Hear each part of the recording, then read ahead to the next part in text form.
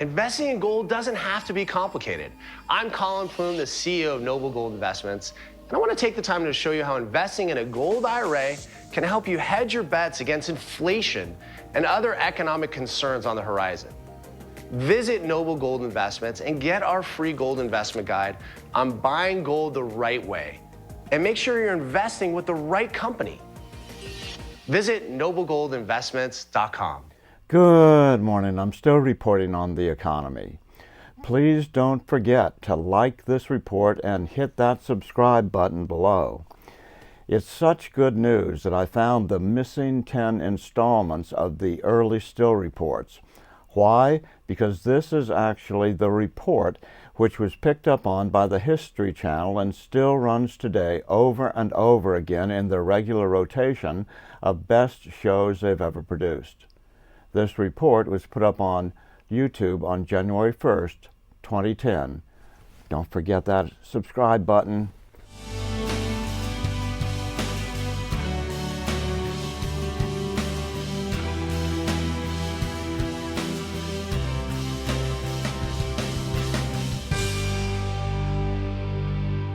Welcome to Washington. I'm still reporting on the economy. In our last report, we looked at whether reducing national spending was the cure for reducing the national debt.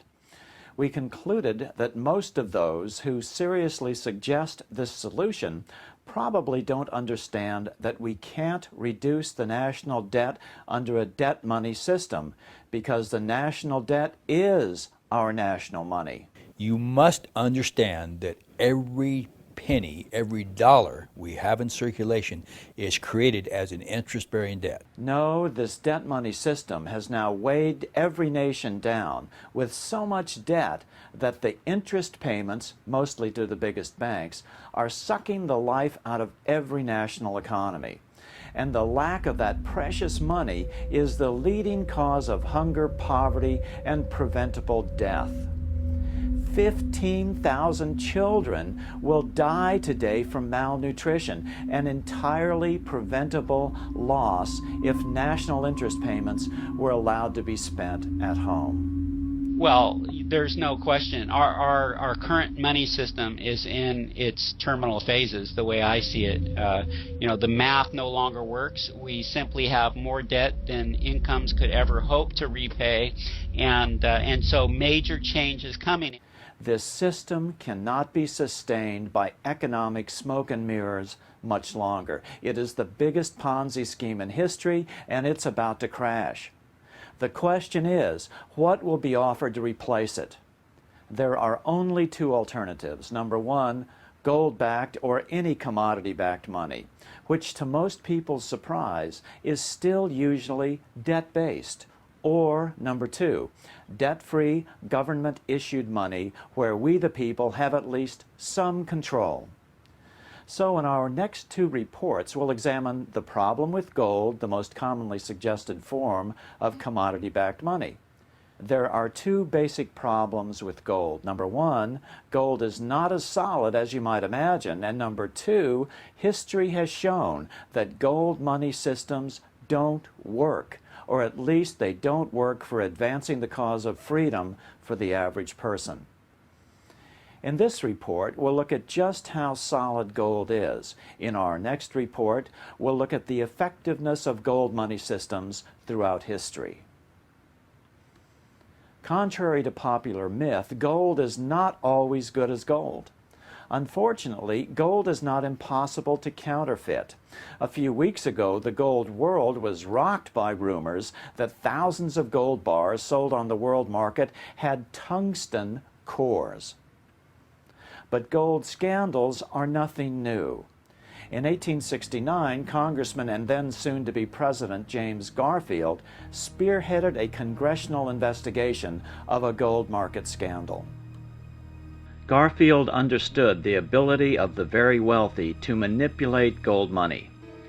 He investigated the cause of the Black Friday gold market scandal of 1869, when financier Jay Gould and others cornered the gold market, causing wild fluctuations in the price. This is a photograph of the actual quote board from the New York gold trading room, which Garfield introduced as evidence during a congressional investigation the following year. This is Garfield's handwriting. After his inauguration, he slammed the money changers publicly in 1881. Whoever controls the volume of money in any country is absolute master of all industry and commerce. And when you realize that the entire system is very easily controlled, one way or another, by a few powerful men at the top, you will not have to be told how periods of inflation and depression originate.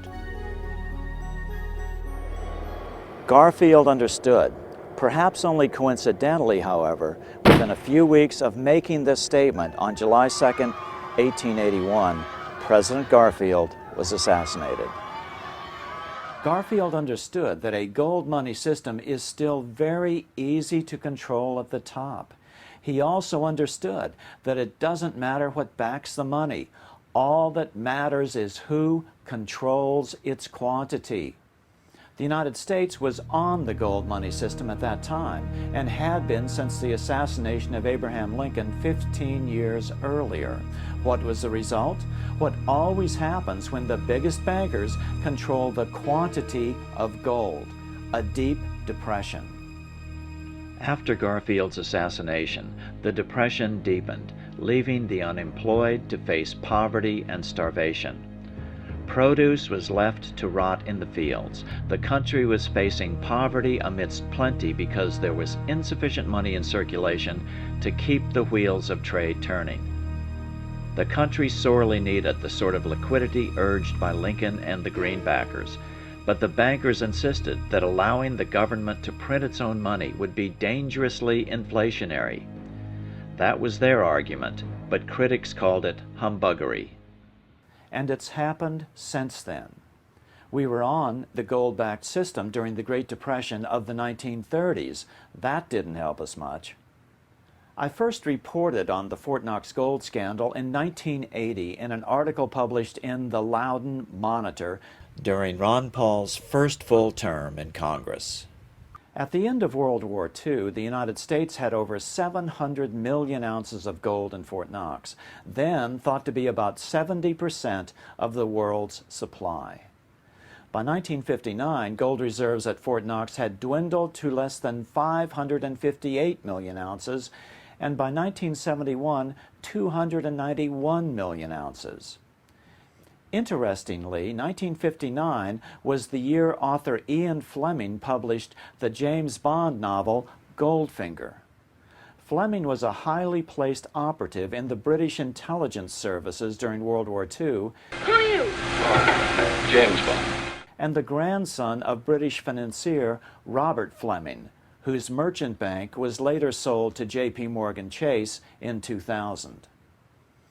Could it be that Ian Fleming somehow knew that a real Fort Knox gold robbery was in the works?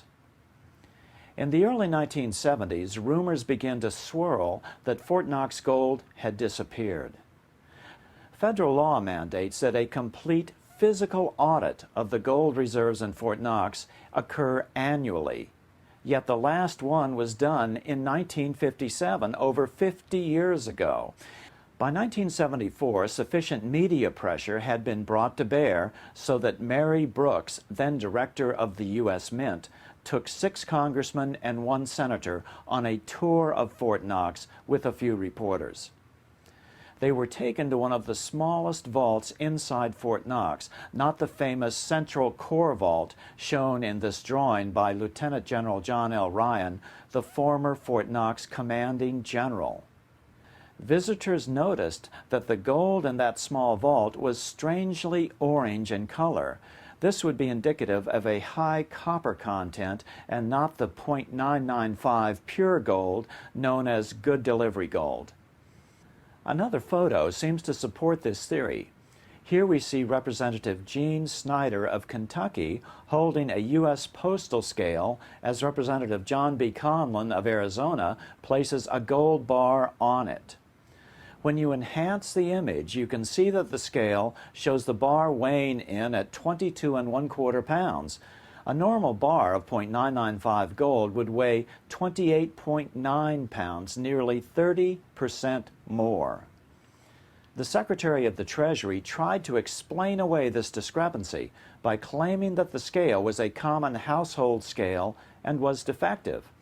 But the photo shows that it was an official postal scale, typically accurate to less than 1 ounce. So what does all this mean? Good as gold does not always mean good. Gold markets are and have always been riddled with fraud. To be absolutely sure that gold is not counterfeit, it has to be physically assayed.